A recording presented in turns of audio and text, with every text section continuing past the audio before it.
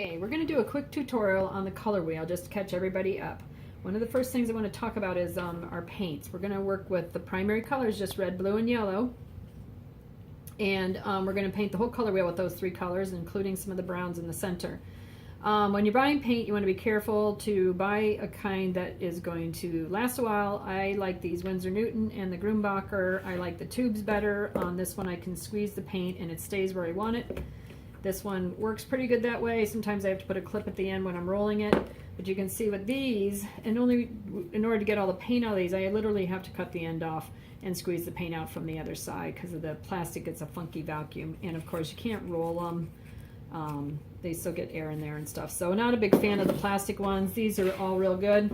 I have on my paint palette, which is just a coated paper plate, because they're easy to paint on, mix colors on, and then they throw away real easy. I have our primary colors, red, blue, and yellow. I'm going to take my tertiary color wheel. Now tertiary just means that it has the three levels of color. You got your primary colors and your secondary colors, and then your tertiary colors are things like yellowish green or bluish green or violet. We'll give them official names later, but generally when you're naming the tertiary colors, you name the primary color that it was made with first and the secondary color that it was made with, because all the tertiary colors are made with one primary and one secondary color. So what I'm going to do is I'm going to use these brushes, which have a nice little bounce to them. I'm going to try and stay in the lines on my color wheel because I want to practice brush control. I'm going to start at the top with this red. Now our primary red is kind of morphing. It's not as fire engine red as it used to be, because with digital photography and digital images and stuff, it's leaning more into a magenta color. And so you can see actually on this one color wheel, I did use magenta primary, and it still makes all the other colors really nicely. This is a crimson color. It is one of the academic colors by Winsor Newton, which is a student grade, but really nice paint. Works really, really well. And I'm just going to kind of go around my edges a little bit and get it in there. Now, for the sake of speed in the video, I'm going to use a different brush for each color, but what you'd want to do before you moved on is clean that brush really, really well. I only have about this much water in my can. I don't need much water, just enough to clean the brush, and having a dry rag handy to wipe the water on is very helpful. I like to keep it placed and wipe my bristles like that because it brings all the bristles to a point again. If I do it like this, I have a tendency to get too much paint on my hands, and it just is neater if I keep it to the side and I don't get my hands involved. All right, I think I cleaned that brush enough. We're going to go ahead and start with the yellow. Now what I'm going to do is I'm going to skip down to this line here, and I'm going to put the yellow one in. I have to skip 3 because I have to leave room for my secondary color and my 2 tertiaries. And I'm going to do the primaries first, just so it's registered in my brain that I need the primary colors to mix all other colors. I can't mix these with other colors. I have to buy these colors here. All right, so that one's going to go in water. We're going to pick another brush and we're going to do the blue.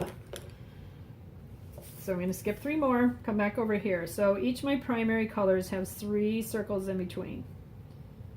And I'm going to go a little fast, because even though I've been doing this for years, practicing brush control is never a bad idea.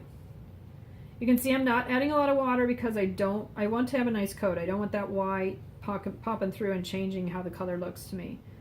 All right, so now what I'm going to do is I'm going to take red and yellow and I'm going to make orange. I'm going to make orange in the middle.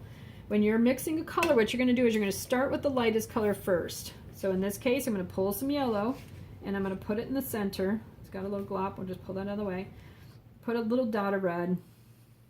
I'm looking for a nice pumpkin orange. This is a little too much red, so it would qualify for this, but we're going to get into that later. So instead of changing the whole pile, I'm just going to change part of it. That way I might be able to have some of that when I get to that tertiary color. Sometimes the color won't look right on the paper plate. Go ahead if you think you're close and get it on the palette, and you are on the worksheet, and you'll see sometimes that it's actually the best color and real nice. So there is our secondary orange. So now we're going to take yellow and blue. Well, which one's the lighter color? Yellow. We're going to pull some yellow and put it over here and take a dot of blue. Not much blue at all. Okay, we got a yellowish green. We don't need yellow green yet. I'm going to take and just change part of it until I want a nice Kelly green, like a real good shamrock kind of green. That has got a little glare on it. I'm going to try it over here and see what we get. Yep, that's a good color. This is a bigger round brush, so it requires me to pull more to get that curve. But here we go. Next, purple. So we've got red and blue. Which one do we start with? Red is generally considered a little lighter than blue, and we're aiming for a nice middle of the road grape color. It's a little too red. You can tell, boy, when you are looking at this, you're going to be able to tell. You're going to look at it and you're going to know, nope, that's got too much red, that's got too much blue. Almost always you're going to know the correct answer. Okay, there's a really nice middle of the road purple. It's dark, but it's still a nice purple. Okay, so now you have your primary colors and your secondary colors. Next, tertiary. We're going to start on this side because the reds and oranges are a little bit easier to make than the purples because the blue changes things so quickly. Now what I'm going to do is I'm going to take orange and I'm going to mix red. So I have some orange here. It's kind of drying, but I already had this reddish orange, and I don't know if I have enough here to paint my circle because if I do that, it's too dry, which means I need to mix some more. I just take more yellow, pull it over here, put some red in it. And what I'm looking for is a color that's not orange, but not red. You see how that's in between. We love the spectrum. Our eyes love looking at the spectrum. That's why we like rainbows. Colors should transition super nice and easy on the eye. Okay, it's kind of close to this, so if I wanted to, I could pick up a tiny bit more red and just work it in there. That's better. Okay, next color. Orange and yellow. Make yellowish orange. So what I got here is I have reddish orange, and I'm just going to take part of that reddish orange and mix it into this yellow that I have, because what I'm looking for is a color that's not orange and not yellow, but in between. That's a little bit too close to the orange, so I'm just going to pick up a little yellow and blend it right in my